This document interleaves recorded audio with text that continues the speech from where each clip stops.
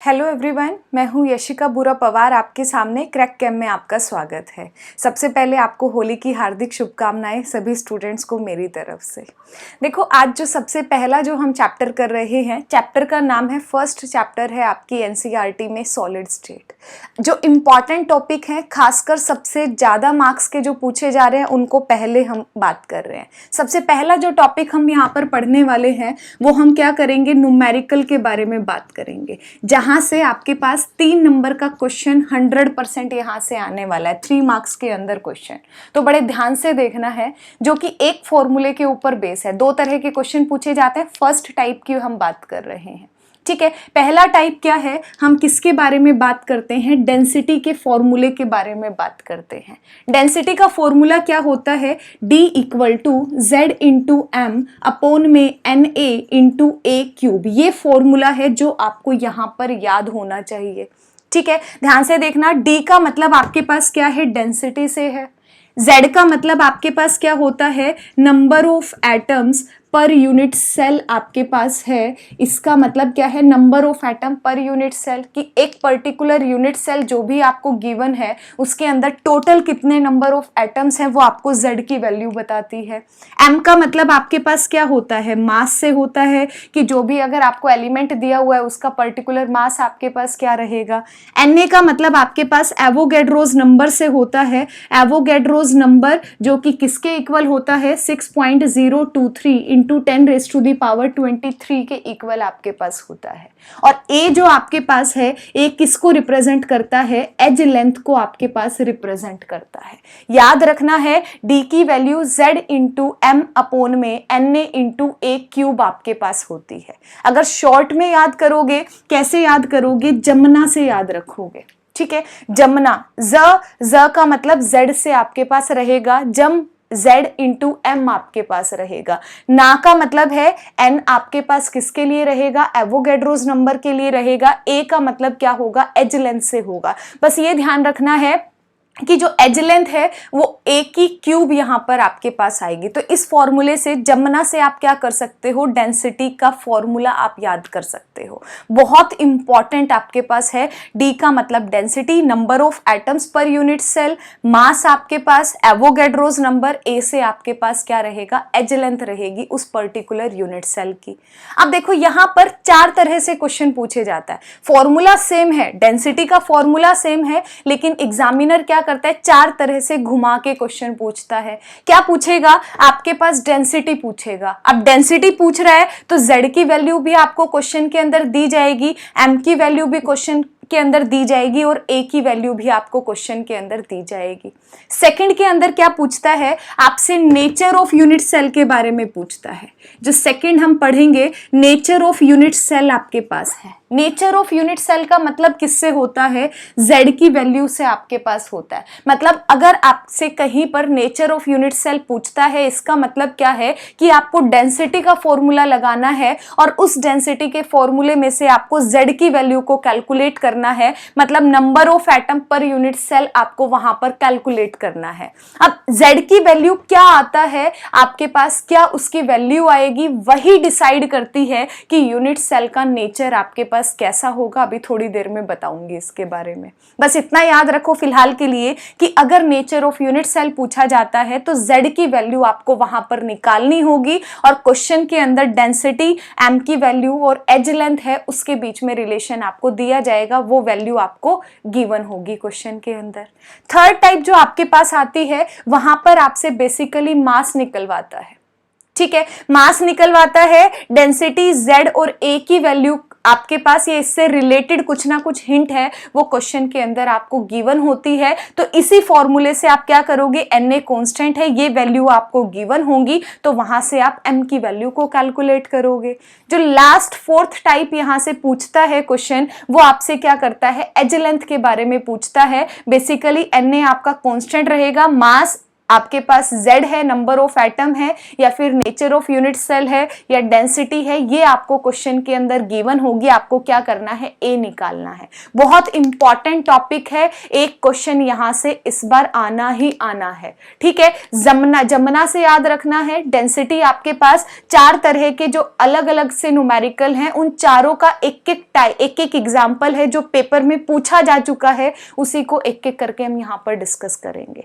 इसके बाद देखो, इस डेंसिटी के न्यूमेरिकल के अंदर जो एक दो बातों का आपको ध्यान में रखना होता है, उसके बारे में भी बात करते हैं। एक तो आपको फॉर्मूले का ध्यान रखना है। इसके बाद हम क्या करेंगे, नेचर ऑफ यूनिट सेल के बारे में बात करेंगे। बेसिकली आपके सिलेबस के अंदर सॉलिड स्टेट के अंदर 3 तरह की यूनिट सेल आपके पास है।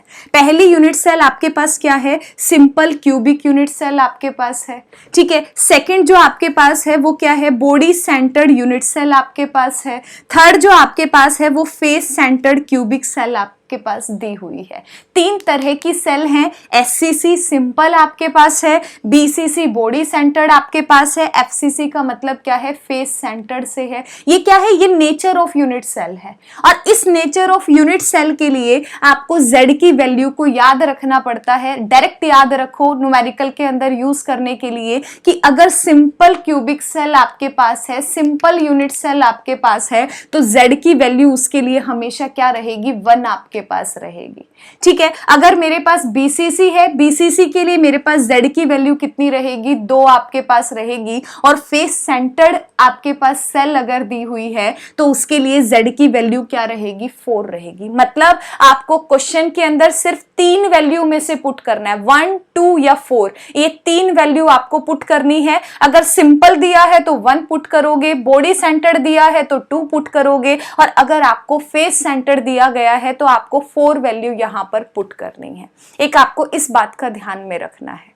इसी के साथ एक चीज और है जो कंसेप्ट है, बेसिकली थोड़ा सा घुमा के अगर क्वेश्चन पूछता है तो उसमें आपको क्या ध्यान में रखना है। बेसिक है जो आपने 11th के अंदर पढ़ा है, मोल कंसेप्ट। आपको क्या ध्यान रखना है कि 1 मोल आपका किसके इक्वल होता है, एटॉमिक मास आपके पास या फिर मोलर मास के इक्वल आपके पास होगा। अगर एटम दिया है तो 1 मोल आपका एटॉमिक मास के इक्वल हो जाएगा। अगर कोई मॉलिक्यूल दिया गया है तो 1 मोल आपका उसके मोलर मास के इक्वल हो जाएगा। और यही वैल्यू किसके इक्वल आपके पास होती है, 6.023 इंटू 10⁻23 नंबर ऑफ एटम्स के इक्वल होती है। एटम दिया है तो एटम्स के इक्वल होगी, आयन दिया है तो आयंस के इक्वल होगी, और अगर मॉलिक्यूल दिया है तो इसका मतलब वो किसके इक्वल होगी, इतने नंबर ऑफ मॉलिक्यूल्स के इक्वल होगी। तो ये रिलेशन बहुत इंपॉर्टेंट है। इस रिलेशन से 1-2 क्वेश्चन पूछा भी गया है, उसको वो क्वेश्चन मैं आपको यहां पर कराने भी वाली हूं। तो बेसिकली डेंसिटी के न्यूमेरिकल के अंदर 3 चीजों का ध्यान में रखना है। डेंसिटी का फॉर्मूला याद रखना है, जमना से आपके पास Z into M into Avogadro's number into A cube आपके पास। सेकंड, आपको नेचर ऑफ सेल के बारे में बात करना है कि अगर सिंपल है तो number of atoms particular simple unit cell के अंदर 1 रहेगा। अगर बॉडी सेंटर्ड आपके पास है तो 2 रहेगा, और अगर फेस सेंटर्ड है तो आपके पास क्या रहेगा, 4 रहेगा। एक बेसिक जो आप 11th में पढ़ते हो कि 1 मोल एटॉमिक मास या मोलर मास के इक्वल होता है, और वो फर्दर किसके इक्वल रहेगा, Avogadro's number of atoms, ion या मॉलिक्यूल्स के इक्वल रहेगा। तो इस कंसेप्ट को यूज करके हम डेंसिटी के न्यूमेरिकल को अब यहाँ पर सॉल्व करने वाले हैं, ठीक है। पहला न्यूमेरिकल देखो, इसमें क्या कहता है, silver crystallises in the FCC lattice if the edge length of the cell. Edge length का मतलब किससे होता है, ए से होता है। मतलब ए की वैल्यू आपको गिवन है 4.077 into 10⁸ centimetre, and the density is 10.5 ग्राम पर सेंटीमीटर क्यूब। तो इसका मतलब डी की वैल्यू भी आपको गिवन है। साथ में क्या करना है, calculate the atomic mass of the silver. इसका मतलब क्या है कि आपको एम की वैल्यू को फाइंड आउट करना है। अब देखो मुझे क्या करना है, डेंसिटी का फॉर्मूला लगाना है, तो फिर से क्या लिखूंगी, जमना लिखूंगी यहां पर। अब देखो डी ए आपके पास गिवन है, आपके पास डी गिवन है, आपको क्या करना है, एम की वैल्यू को कैलकुलेट करना है। अगर एम की वैल्यू को कैलकुलेट करोगे, इन दोनों वैल्यूज को क्या करोगे, d से मल्टीप्लाई करोगे तो फॉर्मूला क्या बनेगा, d into Na into a cube upon में z। अब देखो z भी आपके पास, a भी आपके पास है, d भी आपके पास है। अब z कैसे पता चलेगा, ये जो इसने FCC लैटिस आपके पास दी है, इसका मतलब आपको नेचर ऑफ यूनिट सेल आपको दे रखा है। इसका मतलब FCC है, फेस सेंटर्ड है, और अभी मैंने आपको बताया था कि फेस सेंटर्ड के लिए z की वैल्यू हमेशा क्या रहेगी, आपके पास 4 रहेगी। तो आपको z की वैल्यू को 4 पुट करना है, बाकी सभी वैल्यू को, d की वैल्यू को आप पुट करोगे। Na का मतलब एवोगैड्रोस नंबर है 6.023 इंटू 10⁻23। a का मतलब आपके पास क्या है 4.077 इंटू 10⁻⁻8 का होल क्यूब आपके पास आएगा। अपॉन में क्या करोगे 4 करोगे, और जब आप इसको सॉल्व करोगे तो आंसर कितना आएगा 107.09 ग्राम पर मोल आपके पास आंसर आएगा। तो ये पहली टाइप है जो आपसे 2 बार ये क्वेश्चन आपका रिपीट हो चुका है सीबीएसई के अंदर। तो इसके बाद देखो सेकंड क्वेश्चन क्या कहता है। क्वेश्चन को देखो कैसे करेंगे। आपको दिया गया है an element crystallises in a FCC lattice. FCC का मतलब क्या है कि Z की वैल्यू दे दी आपको, कितनी है 4 वैल्यू आपके पास है, with the cell edge length of 250 picometre. इसका मतलब A की वैल्यू आपको दे दी है, वो कितनी है 250 पिकोमीटर आपके पास है। एक चीज का ध्यान रखना, अगर पिकोमीटर के अंदर वैल्यू है तो आपको इसको हमेशा सेंटीमीटर के अंदर चेंज करना ही करना है, ठीक है। अब पिकोमीटर को जब भी मैं सेंटीमीटर में चेंज करती हूं तो इस वैल्यू को मैं 10⁻⁻10 से मल्टीप्लाई कर देती हूं, तो ये किस में चेंज हो जाएगा, सेंटीमीटर में चेंज हो जाएगा। तो कितना हो जाएगा 250 इंटू 10⁻10 सेंटीमीटर, या फिर इसको क्या लिख सकती हूँ 2.5 इंटू 10⁻8 सेंटीमीटर लिख सकती हूँ। कुछ ज्यादा तीर नहीं चलाया, इसको एज इट इज लिख सकते हो। मैंने क्या किया 250 को 100 से डिवाइड कर दिया, मतलब ये जो 2 आपके पास है 10⁻⁻8 इंटू 10⁻⁻2 किया, इस -2 को नीचे लेकर आपके पास चली गई, तो इसका मतलब क्या हो जाएगा डिवाइडेड बाय 100 आपके पास हो जाएगा। और 100 का मतलब क्या है 2.50 आपके पास, इंटू में क्या हो जाएगा 10⁻⁻8। सिर्फ मैंने इसको पॉइंट के अंदर एक छोटी वैल्यू के अंदर इसको मैंने चेंज कर लिया, बाकी आप इसको एज इट इज भी लिख सकते हो, ठीक है। आगे देखो क्या कहता है, कैलकुलेट द डेंसिटी। आपसे क्या बोला है कि D की वैल्यू को आपको कैलकुलेट करना है। If the 300 gram of this element contains 2 into 10⁻24 atoms, इसने कहा अगर 300 ग्राम एलिमेंट के अंदर इतने नंबर ऑफ एटम्स आपके पास प्रेजेंट होते हैं तो आप डेंसिटी की वैल्यू को निकालो। सबसे पहला काम क्या करना है, डेंसिटी है उसका फॉर्मूला लिखो। फॉर्मूला क्या कहता है, जमना कहता है Z इंटू M अपॉन में Na इंटू A का क्यूब आपके पास। अब देखो आपको किस किस चीज की जरूरत है। Z है, क्वेश्चन के अंदर Z गिवन है, आपके पास Na है, Na क्या होता है एवोगैड्रोस नंबर आपके पास होते हैं जो कि कांस्टेंट है। A आपके पास एज लेंथ है जो कि क्वेश्चन के अंदर दी हुई है आपको। अब मेन बात है यहां से आपको M की वैल्यू का पता होना चाहिए। अब M की वैल्यू का मतलब क्या है, उसके मोलर या एटॉमिक मास से है। अगर एटम का नाम दिया है एलिमेंट का तो आपको पता हो जाएगा, अगर आपको याद है तो आप M की वैल्यू को कहीं ना कहीं उसको आप यूज कर सकते हो। लेकिन यहां देखो आपको कोई भी एलिमेंट का नाम नहीं दे रखा, लेकिन आपको एक हिंट दे रखी है कि 300 ग्राम के अंदर इतने नंबर ऑफ एटम्स आपके पास प्रेजेंट हैं। तो अभी अभी हमने एक कंसेप्ट के बारे में बात की थी, मोल कंसेप्ट। क्या कहता है कि 1 मोल के अंदर आपके पास एटॉमिक या मोलर मास आपके पास प्रेजेंट होता है, और उसमें क्या होता है 0.6 into 6.023 into 10⁻23 number of atoms आपके पास प्रेजेंट होते हैं। मतलब रिलेशन किसके बीच में है, मोलर मास और एवोगैड्रोस नंबर ऑफ एटम्स के इक्वल आपके पास है। और यहां पर क्या दिया है ग्राम, ये जो मास है, मास का रिलेशन किसके साथ है, एटम्स का है।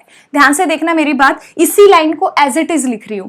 300 ग्राम अगर मेरे पास एलिमेंट है, it contains 2 into 10⁻24 number of atoms. अब क्योंकि मुझे मास निकालना है, m की वैल्यू लिखनी है, और जो चीज मुझे निकालनी होती है उसको मैं हमेशा राइट साइड में पुट करती हूँ। दूसरी तीसरी क्लास के सवालों की बात कर रही हूँ। एक पेन है 2 रुपए में आता है, तो 10 पेन आपके पास कितने रुपए में आएंगे? 2 इंटू 10, इसका मतलब कितने में आएगा? 20 में आएगा। तो पैसे निकालने हैं, एक पेन 2 रुपए में आ रहा है, रुपए वाले को क्या करते हैं? राइट में पुट करते हैं। सिंपल मैथमेटिक्स है, कक्षा 2nd या 3rd की बात कर रही हूँ, ठीक है। अब देखो 300 ग्राम के अंदर इतने नंबर ऑफ एटम्स है, तो इसको मैं रिवर्ट करके लिख सकती हूं कि 2 into 10⁻24 number of atoms contains 300 gram of element. इतने नंबर ऑफ एटम्स में क्या है? 300 ग्राम प्रेजेंट है। अगर एक एटम आपके पास होगा तो मास एक एटम के लिए कितना हो जाएगा? 300 अपॉन में 2 इंटू 10⁻24। और एक मोलर मास के लिए निकालने का मतलब क्या है? Avogadro's number. अगर इतने नंबर ऑफ एटम्स के अंदर 300 ग्राम प्रेजेंट है, एक के अंदर 300 अपॉन में 2 इंटू 10⁻24 अगर आपके पास मास प्रेजेंट है, तो इसका मतलब एवोगैड्रोस नंबर के अंदर कितना आपके पास हो जाएगा? Multiply 6.023 into 10⁻23। तो ये आपके पास क्या आ गया? m की वैल्यू आपके पास आ गई। सिंपल थी। इतने नंबर 300 ग्राम के अंदर इतने एटम्स प्रेजेंट है, इसका मतलब इतने एटम्स के अंदर 300 ग्राम प्रेजेंट है, एक के अंदर 300 अपॉन 2 इंटू 10⁻24 है, और एवोगैड्रोस नंबर के अंदर आपको निकालना है, तो ये आपके पास क्या आ गई? m की वैल्यू आ गई। अब m की वैल्यू आ गई, अब इसको क्या करोगे? सीधा इस फॉर्मूले के अंदर आप पुट करोगे, तो d की वैल्यू क्या आ जाएगी आपके पास? d इक्वल टू z देखो 4 है, मल्टीप्लाई m कितना आया है? 300 अपॉन में 2 इंटू 10⁻24 इंटू 6.023 इंटू 10⁻23। अपॉन में देखो क्या है? na आपके पास है, तो अपॉन में क्या किया? एवोगैड्रोस नंबर हमने यहां पर कर दिए, इंटू में a का क्यूब है। a का क्यूब का मतलब क्या है? 250 इंटू 10⁻⁻10 का आपको क्या लेना है? क्यूब लेना है। अब देखो ये वाली वैल्यू यहां से कट हो जाएगी, आपको सिंपल क्या करना है? इसको सॉल्व करना है, और जब आप इसको सॉल्व करोगे तो आपके पास आंसर कितना आएगा? 38.4 ग्राम पर सेंटीमीटर क्यूब आपके पास आएगा। क्लियर है? कोई भी डाउट है तो कमेंट बॉक्स में कमेंट करके ज़रूर बताइएगा, ठीक है। या फिर टेलीग्राम के ऊपर टेलीग्राम में सीबीएसई केमिस्ट्री 12 के नाम से आपके पास ग्रुप बना हुआ है, वहाँ पर आप मैसेज कर सकते हो, तो जो भी आपका डाउट होगा तो उसको मैं आपका क्लियर कर दूंगी, ठीक है। तो इसका फॉर्मूला, एक चीज़ का ध्यान रखना, यूनिट लिखना मत भूलना। डेंसिटी है तो किस में आएगा आपके पास? ग्राम पर सेंटीमीटर क्यूब आपके पास यहाँ पर आएगी, ठीक है। कॉपी पेन साथ के साथ लेकर बैठो और साथ ही साथ इन क्वेश्चंस की प्रैक्टिस करो। अगर प्रैक्टिस नहीं करी खुद से लिखकर तो इस लेक्चर का कोई बेनिफिट आपको नहीं मिलेगा, ठीक है। सुनना नहीं है, कॉपी के अंदर लिखना भी है आपको। तो अगले क्वेश्चन की तरफ बढ़ते हैं। अब अगला क्वेश्चन देखो, an element with the molar mass 63 gram per मोल। इसका मतलब m की वैल्यू गिवन है 63 ग्राम पर मोल आपके पास। It forms a cubic unit cell with the edge length of 360.8 picometre. इसका मतलब a गिवन है 360.8 पिकोमीटर, जिसको मैं चेंज करूंगी सेंटीमीटर के लिए, मल्टीप्लाई 10⁻10 करूंगी, ठीक है। तो सॉल्व करके कितना आ जाएगा? 3.6 इंटू 3.608 इंटू 10⁻⁻8 सेंटीमीटर, ठीक है। ये भी आपके पास क्या है? सेंटीमीटर में। बस मैंने यहाँ पर इस पॉइंट को यहाँ पर डेसिमल को यहाँ शिफ्ट कर दिया। आप कैसे भी कर सकते हो, डायरेक्ट भी यूज कर सकते हो, ठीक है। इफ द डेंसिटी इज 8.92 ग्राम पर सेंटीमीटर क्यूब, इसका मतलब क्या है? डेंसिटी क्या है? 8.92 ग्राम पर सेंटीमीटर क्यूब आपके पास है। आपको क्या बताना है? Nature of cubic unit cell आपको यहाँ पर कैलकुलेट करना है। इसका मतलब सबसे पहले फॉर्मूला लिखो, z क्या होता है? जमना, ठीक है। जमना लिखा, देखो m आपको गिवन है, na आपके पास कांस्टेंट है, d आपके पास गिवन है, a आपको दिया हुआ है। इसका मतलब आपको क्या करना है? z की वैल्यू को कैलकुलेट करना है। अगर आपके पास z मतलब number of atoms per unit cell की वैल्यू आ जाती है, उसके कॉरस्पॉन्डिंग आप बता पाओगे कि आपके पास नेचर ऑफ यूनिट सेल कैसे आएगा। तो जस्ट आपको क्या करना है? वैल्यू पुट करनी है, देखो z की वैल्यू कैसे निकलेगी आपके पास, d into N A into a cube upon में क्या रहेगा, m रहेगा। तो वैल्यू पुट करो, z की d की वैल्यू कितनी है 8.92 मल्टीप्लाई 6.023 इंटू 10⁻³ मल्टीप्लाई a आपके पास कितना है 3.608 इंटू 10⁻⁻8 अपॉन में मोलर मास कितना है 63 आपके पास यहाँ पर है। ठीक है, इसको जैसे ही आप सॉल्व करोगे तो z की वैल्यू है वो अप्रोक्सीमेट कितनी आएगी आपके पास 4 आ जाएगी। और अगर आपके पास z की वैल्यू 4 आएगी, कैलकुलेट करके देखना, ठीक है, 4 आपके पास वैल्यू आएगी और z की वैल्यू अगर 4 होती है तो इसका मतलब नेचर ऑफ यूनिट सेल कैसा होता है, face centred cubic unit cell आपके पास होती है। ठीक है, अगर z की वैल्यू 1 आती तो हम क्या कहते, सिंपल क्यूबिक यूनिट सेल की बात करते, एससीसी की बात करते। अगर z की वैल्यू 2 आती तो हम कहते बीसीसी सिस्टम आपके पास दिया हुआ है। और अगर z की वैल्यू यहाँ पर 4 आई है, इसका मतलब फेस सेंटर्ड क्यूबिक सेल आपके पास दी हुई है। ठीक है, तो इस तरह का क्वेश्चन भी आपसे जनरली पूछा जाता है, तो इसकी भी एक बार प्रैक्टिस जरूर करना। देखिए, ये क्वेश्चन भी आपसे सीबीएसई ने पूछा हुआ है, इसको देख के घबराना नहीं है। ठीक है, सेम डेंसिटी के ऊपर न्यूमेरिकल है, ध्यान से देखना, बहुत इजी है। इसने कहा है an element has a body centred cubic cell, मतलब आपको बीसीसी की बात कर रहा है। z की वैल्यू आपको गिवन है, इसका मतलब वो कितनी है, z की वैल्यू आपके पास 2 है। With the edge length of 288 picometre, it means a is equal to 288 picometre, that is 288 into 10⁻⁻10 centimetre.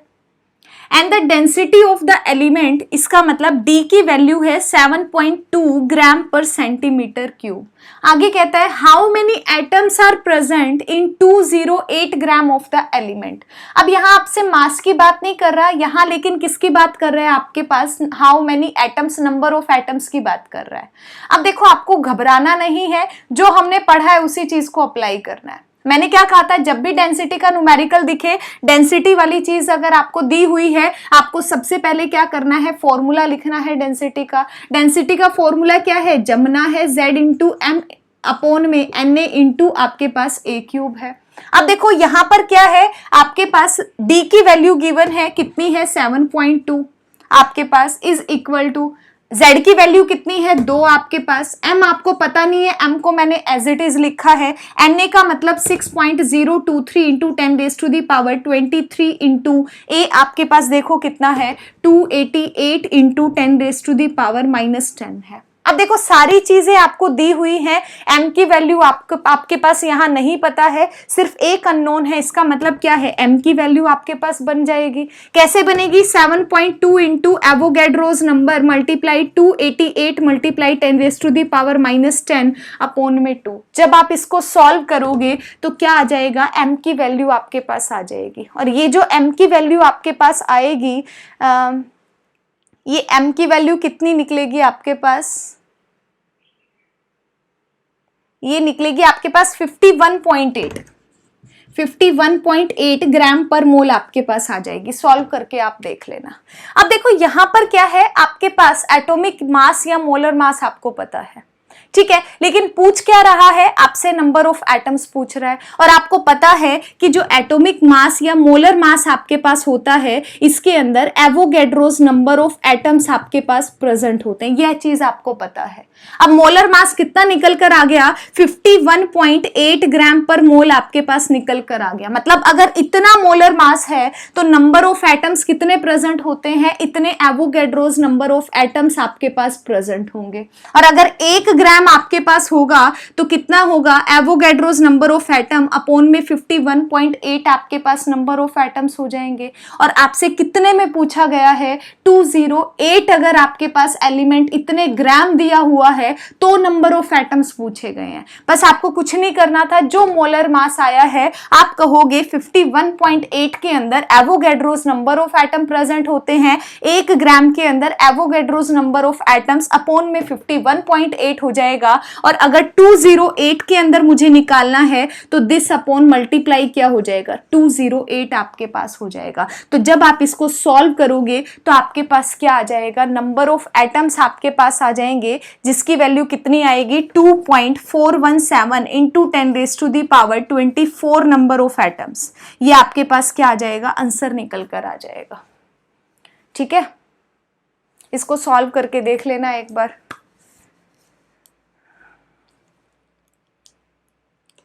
अगले टाइप में देखो, आपके पास सॉलिड स्टेट में पहला डेंसिटी के ऊपर न्यूमेरिकल था, सेकंड जो आपसे पूछ लिया जाता है 2 मार्क के अंदर, वो आपका ए और आर के बीच में रिलेशन है। आपको डायरेक्ट रिलेशन को याद रखना है।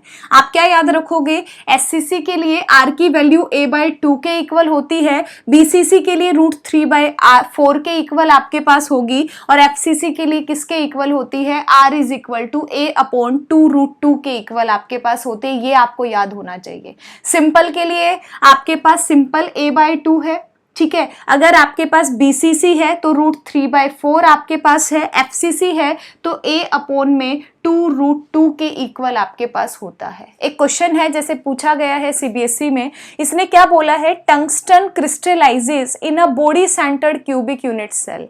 ठीक है, इसका मतलब बीसीसी की बात ये आपसे कर रहा है। आगे कहता है if the edge of the unit cell, मतलब ए की वैल्यू कितनी है, 316.5 पिकोमीटर आपके पास है। आगे पूछता है what is the radius of the tungsten atom, मतलब आर बताओ आपके पास क्या होगा। अब देखो, पिछला जब हम डेंसिटी का न्यूमेरिकल करते हैं वहां पिकोमीटर को सेंटीमीटर में आपको चेंज करना ही करना है, लेकिन यहां आप पिकोमीटर को सेंटीमीटर में चेंज करो तो आपकी इच्छा है, ना करोगे तो भी कोई फर्क नहीं पड़ेगा। क्यों, क्योंकि अगर आपके पास ए पिकोमीटर में आएगा तो रेडियस भी किस में आ जाएगी, पिकोमीटर में आ जाएगी। अगर आपने सेंटीमीटर में चेंज किया तो वो भी आपके पास किस में आ जाएगी, सेंटीमीटर में आ जाएगी। लेकिन डेंसिटी में याद रखना, जब भी पिकोमीटर अगर आपके पास दिया हुआ है उसको हमेशा सेंटीमीटर के अंदर आपको चेंज करना ही करना है।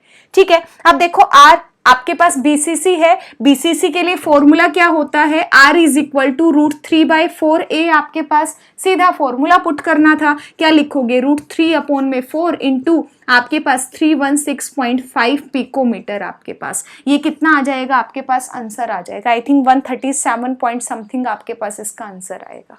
ठीक है, तो इसकी प्रैक्टिस भी एक बार जरूर करना। इंपॉर्टेंट टॉपिक है, बहुत इंपॉर्टेंट है, 1 मार्क में 100% क्वेश्चन आएगा। वो हम किसके बारे में बात करते हैं, स्टोइकियोमेट्रिक पॉइंट डिफेक्ट के बारे में बात करते हैं, स्टोइकियोमेट्रिक डिफेक्ट के बारे में बात करते हैं। 3 के बारे में बात करेंगे। एक आपके पास फ्रैंकल डिफेक्ट होगा, ठीक है, फ्रैंकल डिफेक्ट आपके पास, सेकंड आपके पास शॉर्टकी डिफेक्ट रहेगा, और थर्ड आपके पास क्या रहेगा, इंटरस्टिशियल डिफेक्ट आपके पास रहेगा। तीनों बहुत इंपॉर्टेंट आपके पास हैं। ध्यान से सुनना मेरी बात, यहीं पर आपके पास याद हो जाएंगे। आपको 2 चीजें हैं जो आपको यहाँ पर याद रखनी है। 2 में क्या है, सबसे पहले कोई भी मेरे पास लैटिस है, ठीक है, अगर मेरे पास, मैं थोड़ा दूर दूर बनाती हूँ ताकि समझने में इजी हो जाए, अदरवाइज एटम्स क्या होते हैं, ये एक दूसरे के इस तरह से पास पास में आपके पास प्रेजेंट होते हैं। ठीक है, आपके पास इस तरह से प्रेजेंट होंगे।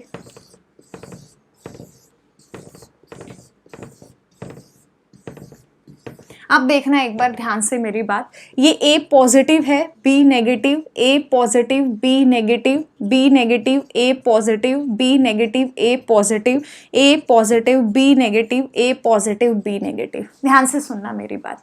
फ्रैंकल के अंदर क्या होता है कि जो यहाँ पर आयंस प्रेजेंट है इस लैटिस के अंदर, इस लैटिस से आयन निकल कर क्या करता है, ये जो बीच में होल्स प्रेजेंट है जिनको हम क्या कहते हैं, इंटरस्टिशियल साइट बोलते हैं, या फिर हम क्या बोलते हैं, सिंपल होल भी इसको हम बोल देते हैं जनरली, या फिर इसको हम क्या कहते हैं, वॉइड कहते हैं। ठीक है, अगर कोई आयन अपनी जगह से हटकर कहाँ प्रेजेंट हो जाए, आपके पास इस होल के अंदर, इस वॉइड के अंदर, इस इंटरस्टिशियल साइट में अगर आपके पास चला जाता है, उसे हम क्या कहते हैं, फ्रैंकल डिफेक्ट कहते हैं। बहुत इंपॉर्टेंट है, गौर से सुनना। किसी लैटिस के अंदर अगर कोई आयन अपनी जगह छोड़कर कहां पर चला जाए, इंटरस्टिशियल साइट पर चला जाए, इस पर्टिकुलर लैटिस के अंदर, इसे हम क्या कहते हैं, फ्रैंकल डिफेक्ट कहते हैं। और अगर मेरे पास कोई मेटल लैटिस है, ठीक है, इस मेटल लैटिस के अंदर क्या होगा,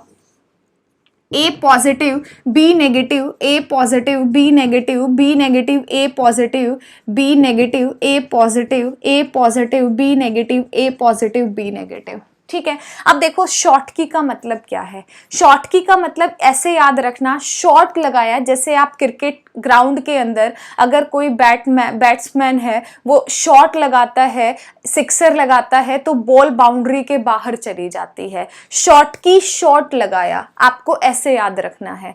कैसे, इसका मतलब क्या रहेगा कि जो आयंस आपके पास है वो यहाँ पर अपनी जगह छोड़कर आपके पास equal number of opposite ion, अगर एक ए पॉजिटिव जाएगा तो एक आपके पास क्या करेगा, बी नेगेटिव भी जाएगा। शॉट लगाया, बाहर चला गया, मतलब वो इस लैटिस के अंदर ही नहीं रहेगा, वो क्या चला जाएगा, इस लैटिस से आपके पास बाहर चला जाएगा। अगर दो ए पॉजिटिव जाएंगे तो दो बी नेगेटिव आपके पास जाएंगे, मतलब ओवरऑल क्या रहेगा, जो लैटिस है वो आपके पास न्यूट्रलाइज आयंस के साथ आपके पास रहेगी। इंपॉर्टेंट है, दोबारा रिपीट कर रही हूं, फ्रैंकल डिफेक्ट के अंदर आयन अपनी जगह छोड़कर इस मेटल लैटिस के अंदर ही रहता है। अंदर कहां रहता है, इंटरस्टिशियल साइट पर रहता है। शॉर्टकी के अंदर शॉर्ट लगाया, आयन बाहर चला गया, आपके पास यहां पर आयन इस लैटिस के अंदर नहीं रहेगा, कहां जाएगा, बाहर जाएगा, इक्वल नंबर में जाएगा। अगर एक ए पॉजिटिव जाएगा तो बी नेगेटिव भी पक्का उसको जाएगा, क्योंकि ओवरऑल न्यूट्रल रहना चाहिए।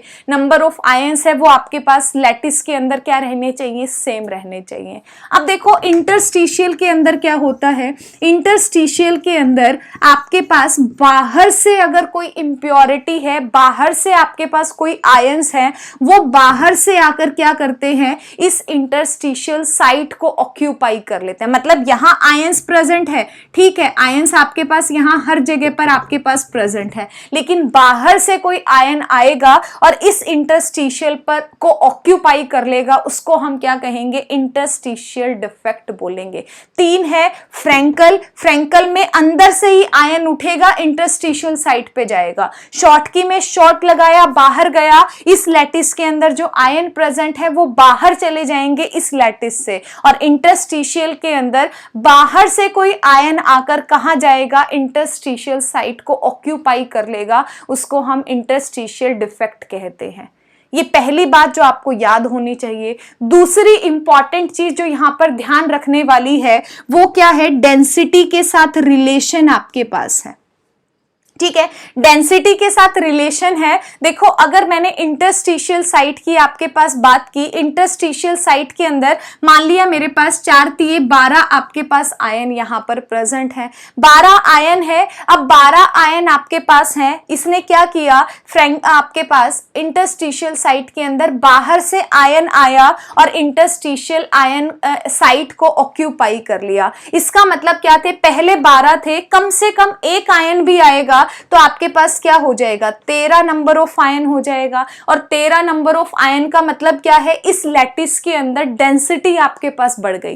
पहले डेंसिटी क्या थी, आपके पास 12 आयन के हिसाब से थी, अब क्या है, 12 ना रहकर आपके पास ज्यादा नंबर ऑफ आयंस प्रेजेंट हो गए, तो इसका मतलब डेंसिटी क्या हो जाएगी, बढ़ जाएगी। तो याद रखना है, जब आप इंटरस्टिशियल डिफेक्ट की बात करते हो तो डेंसिटी आपके पास क्या हो जाती है, बढ़ जाती है। ये बहुत इंपॉर्टेंट रिलेशन आपके पास है, इंटरस्टिशियल में बढ़ रही है, ठीक है। अब देखो इंटरस्टिशियल में बढ़ रही है, आगे शॉर्टकी में आपके पास क्या रहेगा, शॉर्टकी में क्या था, आयन आपके पास पहले 12 प्रेजेंट थे।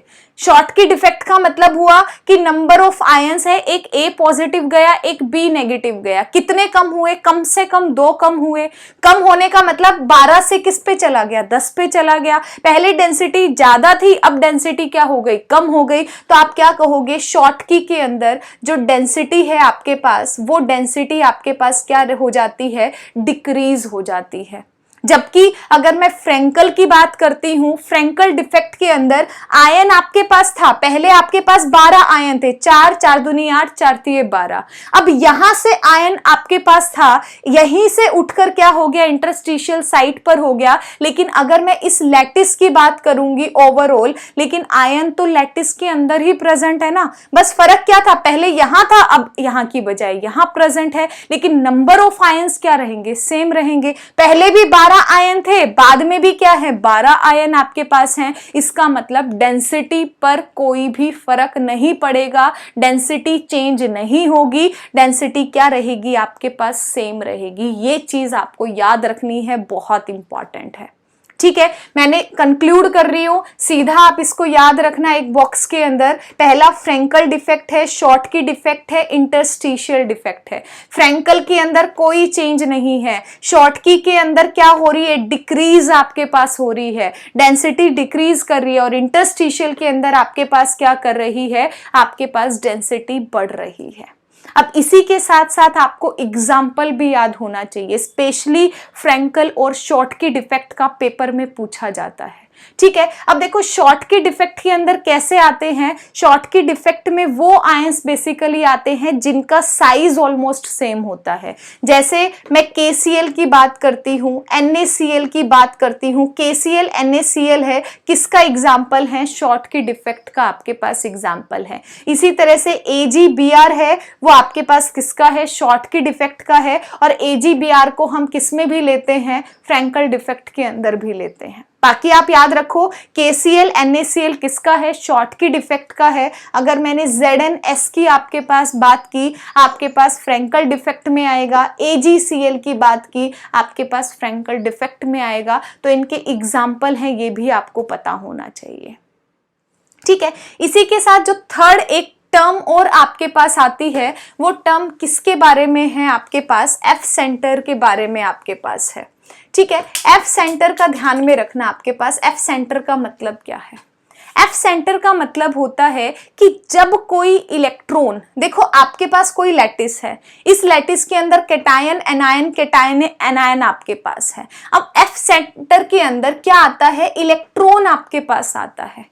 इलेक्ट्रॉन जाकर क्या करता है, ऑक्यूपाई करता है किसी साइट को। अब देखो इलेक्ट्रॉन के ऊपर क्या है, नेगेटिव चार्ज है। अगर इलेक्ट्रॉन के ऊपर नेगेटिव चार्ज है, इस मेटल लैटिस के अंदर जो एनायनिक वैकेंसी आपके पास है, वहां पर भी क्या है, आपके पास नेगेटिव चार्ज है। अगर कहीं पर एनायनिक वैकेंसी आपके पास है, और इस एनायनिक वैकेंसी का मतलब है कि नेगेटिव चार्ज यहां पर था, जो कि अब मिस आपके पास हो चुका है, तो इस एनायनिक वैकेंसी में जाकर अगर इलेक्ट्रॉन ट्रैप कर जाता है, तो इसे हम क्या कहते हैं, F सेंटर बोलते हैं। सिंपल सी बात है, if the electrons trapped in the anionic vacancy, then it is known as the F centre. ये डेफिनेशन बहुत इंपॉर्टेंट है आपके लिए। ठीक है, तो इसको जरूर करना। इसी के साथ अब इसके क्वेश्चंस एक बार दिखाती हूं कि CBSE किस तरह से इसके क्वेश्चंस आपसे पूछती है। अब डिफेक्ट्स के क्वेश्चन को डिस्कस करते हैं। देखो पहला क्वेश्चन है, what type of stoichiometric defect is shown by the KCl and Y। एक चीज का ध्यान रखना कि ये जो मैंने क्वेश्चंस लिखे हैं, हर साल यहाँ से एक क्वेश्चन पूछा जाता है, मतलब 1 मार्क का क्वेश्चन यहाँ से 100% आपसे पूछने वाला है एग्जामिनर। ठीक है, तो बड़े ध्यान से इनको करना है आपको। What type of stoichiometric defect is shown by the KCl। KCl को कौन शो करता है, शॉर्ट की इफेक्ट शो करता है, अभी अभी हमने पढ़ा था। ठीक है, क्यों करता है, क्योंकि KCl आपके पास क्या है, दोनों आपके पास K पॉजिटिव है और Cl नेगेटिव है, दोनों का साइज क्या होता है, ऑलमोस्ट सेम साइज आपके पास होता है। ठीक है, इसीलिए क्या करेगा, शॉर्ट की डिफेक्ट को आपके पास शो करेगा। इसी तरह से जो एग्जामिनर ने है KCl पेपर में पूछा हुआ है, शॉर्ट की को शो करेगा। NaCl आपसे पूछा हुआ है, NaCl भी क्या करता है, शॉर्ट की डिफेक्ट को शो करता है। AgBr क्या करता है, शॉर्ट की को भी करता है, फ्रेंकल को भी करता है, दोनों में से कुछ भी लिखो, दोनों आंसर ठीक हो जाएंगे। ठीक है, ZNS आपके पास क्या है, साइज में बहुत ज्यादा डिफरेंस है, इसका मतलब क्या होगा, फ्रेंकल डिफेक्ट को शो करेगा। आपके पास AgCl है, ये क्या करेगा, फ्रेंकल को करेगा। ये सारे के सारे जो एग्जाम्पल्स हैं वो क्वेश्चंस आपके CBSE में पूछे जा चुके हैं। इसके बाद 3 क्वेश्चन ये हैं, बहुत इंपॉर्टेंट क्वेश्चन है। अगर मैं 7 साल की बात करती हूँ, चाहे वो कंपार्टमेंट का पेपर हो, चाहे थ्योरी का हो, चाहे जो CBSE फॉरेनर का पेपर, आउटसाइड दिल्ली का पेपर होता है, उनमें हर साल यहाँ से क्वेश्चन पूछा गया है। थ्योरी में नहीं पूछा, नॉर्मल में नहीं डाला, कंपार्टमेंट में डाल दिया, कई बार दोनों में डालता है। बहुत इंपॉर्टेंट है, इसको लाइट में मत लेना। ठीक है, which point defect in its crystal units increases the density of the solid. Density कौन इंक्रीज करता है, अभी अभी हमने बात की थी, फ्रेंकल डिफेक्ट, शॉर्टकी डिफेक्ट और इंटरस्टिशियल डिफेक्ट। ठीक है, फ्रेंकल के अंदर क्या था कि जो आयन था वो इंटरस्टिशियल साइट पे जा रहा था, डेंसिटी पे कोई फर्क नहीं पड़ रहा था। इसके अंदर कोई फर्क नहीं पड़ रहा था। शॉर्टकी के अंदर शॉर्ट लगाया, बाहर चला गया, इसका मतलब डेंसिटी डिक्रीज कर गई। इंटरस्टिशियल के अंदर आयन बाहर से इंटरस्टिशियल साइट पर जाता है, इसका मतलब यहां पर क्या होती है, डेंसिटी आपके पास इंक्रीज हो जाती है। ये आपको पता होना चाहिए। ठीक है, इंक्रीज कर रही है, इसका मतलब पहले का आंसर क्या हो जाएगा, इंटरस्टिशियल आपके पास पॉइंट डिफेक्ट हो जाएगा।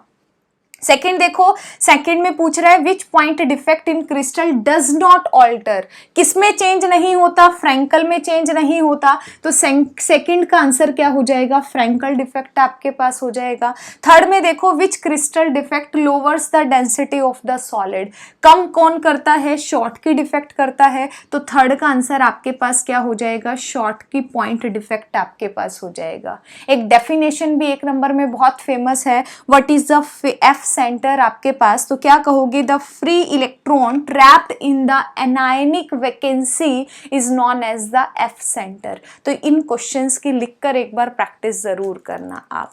देखो, जो इंपॉर्टेंट टॉपिक्स आपके पास थे, जो बहुत इंपॉर्टेंट टॉपिक्स थे, वो हम प्री बोर्ड के अंदर यहाँ पर कवर अप कर रहे हैं। और जो बाकी के कुछ क्वेश्चंस हैं जो आपके 1-1 मार्क्स के हिसाब से इंपॉर्टेंट हो जाते हैं, जो जनरली 2-3 साल के अंदर एक बार पूछा जाता ही है क्वेश्चन, उनको हम प्री बोर्ड के बाद जो ये वाले लेक्चर्स अपलोड करूंगी उसके बाद हम उसको कवर अप करेंगे। ठीक है, तो ये वाले और बाद वाले जब आप बोर्ड की तैयारी करोगे, तो अगर आपको फुल बाय फुल नंबर लेकर आने हैं तो आपको दोनों अच्छे से करने हैं। और अगर कोई बच्चा ऐसा है जो लो अचीवर है, जिसने आज तक केमिस्ट्री का C भी नहीं पढ़ा है 12th क्लास के अंदर, ठीक है, वो क्या करेगा, इन वीडियोज को अगर कर लेता है, इसकी प्रैक्टिस बार बार कर लेता है, तो भी वो इजीली 50 नंबर यहाँ पर आपके पास गेन कर सकता है आउट ऑफ 70, फिजिकल का, इनऑर्गेनिक का और ऑर्गेनिक को मिला के। फिलहाल जितना करो अच्छे से करो, क्योंकि ये जो 50 नंबर हैं जो बहुत इंपॉर्टेंट आपके लिए हैं। ठीक है, तो हाथ से लिखकर, पेन उठा के कॉपी में लिखकर प्रैक्टिस जरूर करनी है आपको। क्वेश्चंस और हैं जो CBSE ने पूछे हुए हैं, ध्यान से देखना। अगर इनको कर लिया तो यहाँ से कोई क्वेश्चन आपका सॉलिड स्टेट से नहीं रहने वाला है। ठीक है, तो देखो, पहला जो क्वेश्चन है आपके पास, उसमें कुछ एग्जाम्पल देकर आपसे पूछता है कि एग्जाम्पल कौन से सॉलिड का है। पहला आपके पास आयनिक सॉलिड होता है। आयनिक सॉलिड के अंदर कॉन्स्टिट्यूएंट पार्टिकल्स है, वो आयंस होते हैं।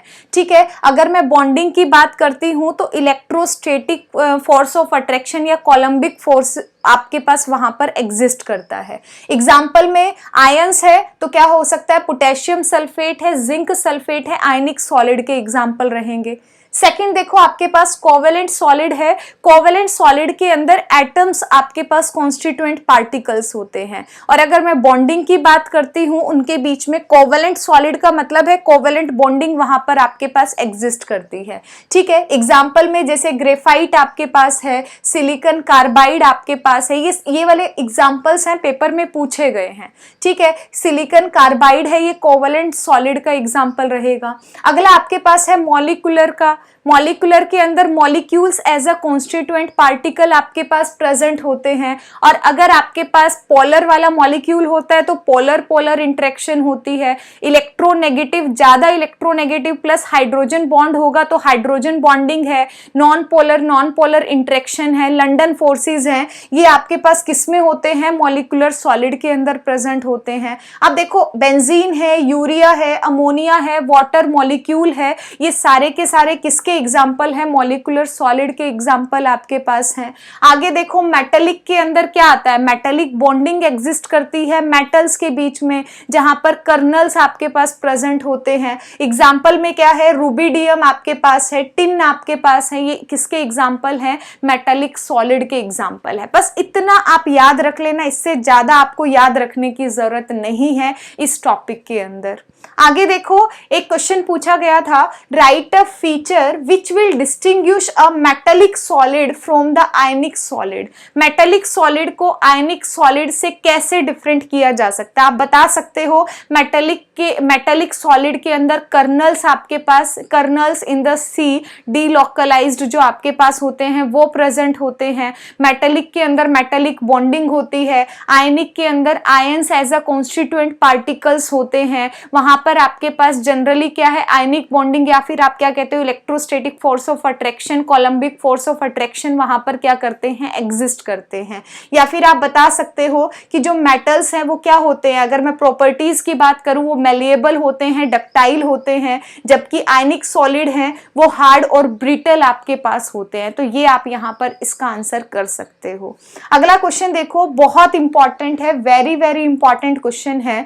The crystalline solids are the anisotropic in nature. What does this statement mean? जो आपके पास क्रिस्टलाइन सॉलिड्स होते हैं वो एनआइसोट्रोपिक आपके पास होते हैं, इसको आपको डिस्क्राइब करना है।